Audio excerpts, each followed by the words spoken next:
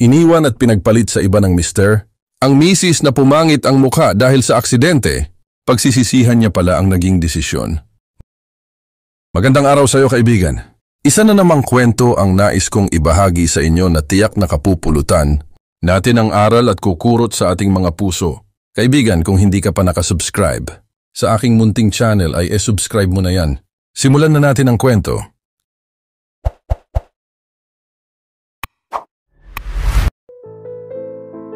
Kahit kailan ay hindi nagkamali. Si Jason sa babaeng gusto niyang makasama sa habang buhay. Maganda, matalino, mabait.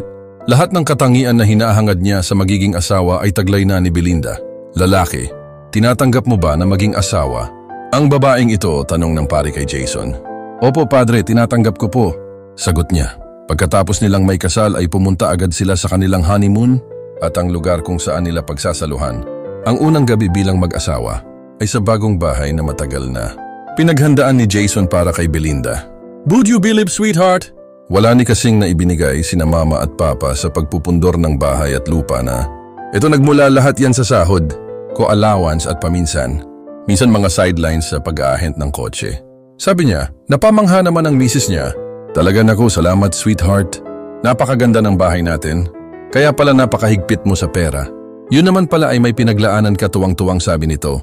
Alam mo, mahal ko, kahit naghigpit ako ng sinturon sa loob ng 1 taon, hindi naman ako nagkamali sa aking pagiging kuripot, di ba? At least meron na akong bahay at lupa para sa iyo, sa ating magiging anak niya.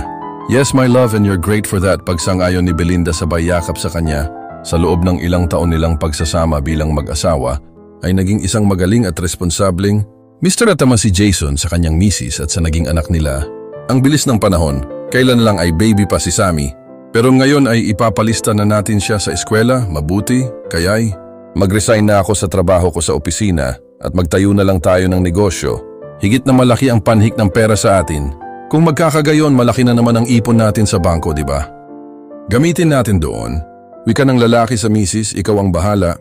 Kung iyan ang gusto mo, susuportahan kita sa binabalak mong iyan, tugon ng babae. Di nagtagal ay nakapagpatayo sila ng restaurant sa tabi ng bahay nila. Hindi nga sila nagkamali. Malakas ang pasok ng pera sa itinayo nilang negosyo.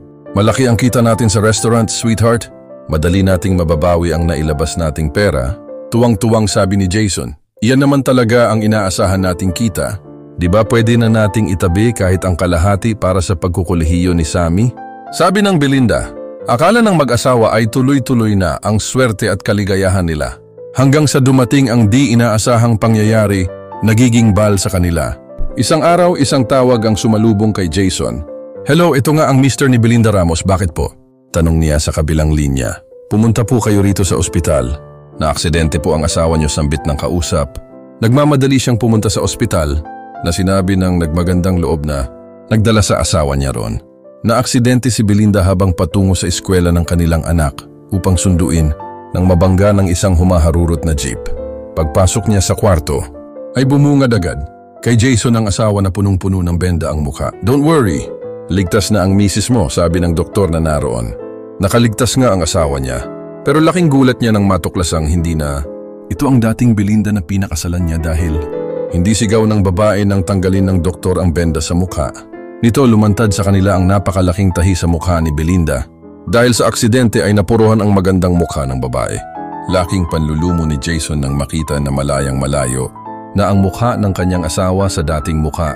Nito dahil sa malaking sugat doon na magiging pilat na nang makita nga iyon ng kanilang anak, ay natakot ito, hindi nito nakilala ang ina. Mama, ikaw ba yan ba?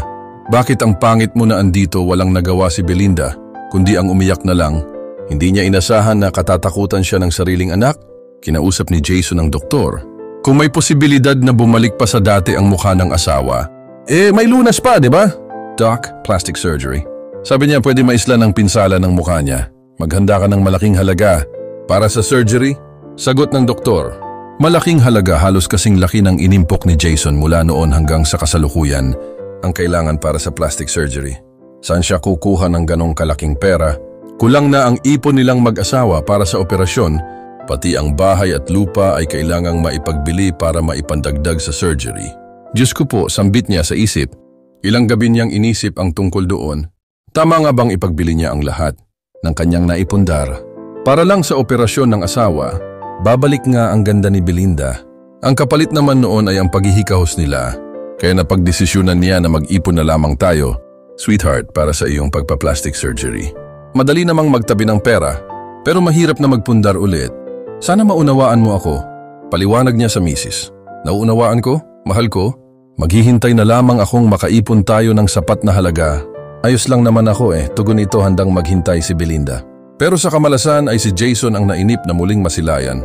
Ang ganda ng misis niya na bumihag sa kanya noon. Unti-unti siyang nawalan ng gana kay Belinda.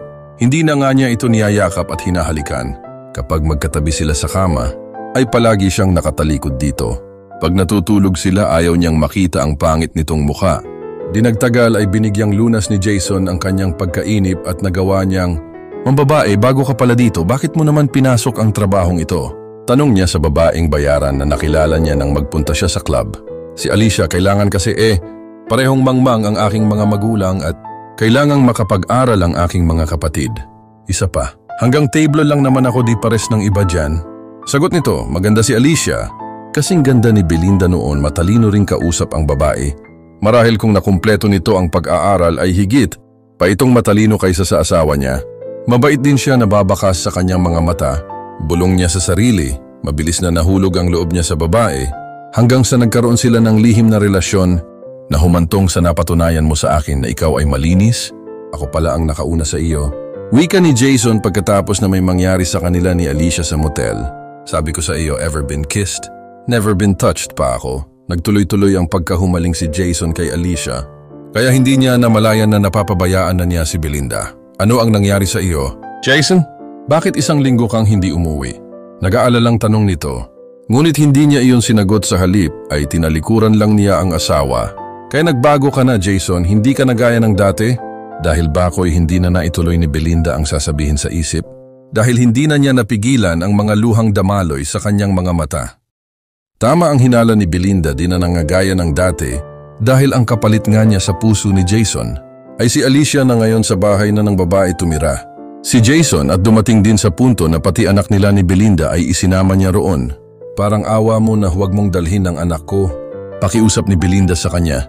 Alam na ng misis niya ang pangangaliwa niya, hindi na siya naawa. Hindi pa man ito nakaka-recover sa nangyaring aksidente, ay winasak niya pa rin ang puso nito. Isasama ko ang anak ko sa ayaw mo't sa gusto. Pagpupumilit ni Jason, walang nagawa. Si Belinda nadala niya ang anak nilang si Sammy sa bahay ni Alicia. Iyak ito ng iyak, gusto nitong bumalik sa ina. Subalit pilit niyang ipinaunawa rito ang sitwasyon. Patawad anak, pero mas gusto ko na kasi ang tita Alicia mo. Kaya tanggapin mo na rin siya bilang bago mong mama. Huwag kang mag-alala. Anak, may mag-aasikaso pa rin sa'yo dito, sabi niya. Ngunit nagkamali siya ng desisyon sa pagsama sa babae. Dahil habang tumatagal, nakikita niya ang tunay na pagkakaiba ni Alicia sa kanyang asawa. Lumalabas na ang totoong kulay nito. Hindi mo ako pwedeng asahan sa lahat.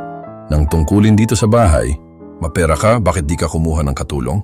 Wika sa kanya ng babae. Nang tanungin niya kung bakit hindi ito gumagawa sa bahay at hindi inaalaga ng anak niya. At isang gabi, pag uwi niya galing sa opisina, ay naabutan niyang sinasaktan ni Alicia, si Sammy. Huwag na huwag mo akong susuwayin, ha? Iba ang panuntunan ng nanay mo kaysa sa akin? Naiintindihan mo. Subukan mong suwayin ako at malilintikan ka sa akin. Gigil na sabi ng babae. Napagtanto ni Jason na nagkamali siya sa pagpili kay Alicia. Hindi pala ito karapat-dapat na maging ina ng kanyang anak. Hindi ang tipo ni Alicia ang papalit kay Belinda. Laking pagsisisi niya dahil ang pagsama niya rito ay isa palang malaking kahibangan. Naisip niya na hanggang ngayon ay mahal pa rin niya si Belinda. Kaya nagdesisyon siya na iwan na ang babae at bumalik sa kanyang asawa. Sa pagkakataong iyon ay itutuwid niya na ang lahat. Pagdating sa bahay, nila ay laking tuwa ni Belinda nang makita sila. Salamat at bumalik kayo. Miss na miss ko na kayo, lumuluhang sabi nito. Niyakap ng mag-ama ang babae buong pagmamahal at pagsisisi. Patawarin mo ako, Belinda. Kung nagkasala ako sa iyo, naging bulag ako. Hindi ko nakita ang iyong kahalagahan. Na-realize ko na ikaw pa rin ang mahal ko at hindi si Alicia. Hindi pala mahalaga ang itsura. Ang mahalaga ay ang magandang katangian na mayroon ka na hindi ko nakita sa kanya. Pangako, aayusin ko ang nasira nating tahanan, ang ating pagsasama. Itutuwid ko ang lahat ng aking pagkakamali, sinserong sabi ni Jason. Napatawad na kita, Jason. Hindi ka pa man humihingi ng tawad sa akin. ay ibinigay ko na sa iyo ang kapatawaran. Dahil mahal kita kahit kailan ay hindi nawala. Yun dito sa puso ko, mahal na mahal ko kayo ng ating anak. Tugon ni Belinda mula noon ay kinalimutan na nila ang mga pagkakamali sa nakaraan at mas pinagtibay pa ang kanilang pagsasama bilang mag-asawa. Makalipas ang 1 taon ay nakaipon na ng sapat na halaga si Jason at naipa-opera na niya ang misis. Di nagtagal ay bumalik sa dating ganda ang mukha ni Belinda sa isip ni Jason. Kung hindi man naibalik sa dati ang itsura ng kanyang asawa, ay tanggap pa rin niya ito dahil natutuhan niya na mas mahalaga ang panloob na kagandahan kaysa sa panlabas. At dito na natatapos ang ating kwento. Kaya kaibigan, kung nagustuhan mo ang kwento ay pakishare naman ang video at isubscribe mo na rin ang aming channel. Maraming salamat sa inyong panonood at muli magandang araw sa iyo.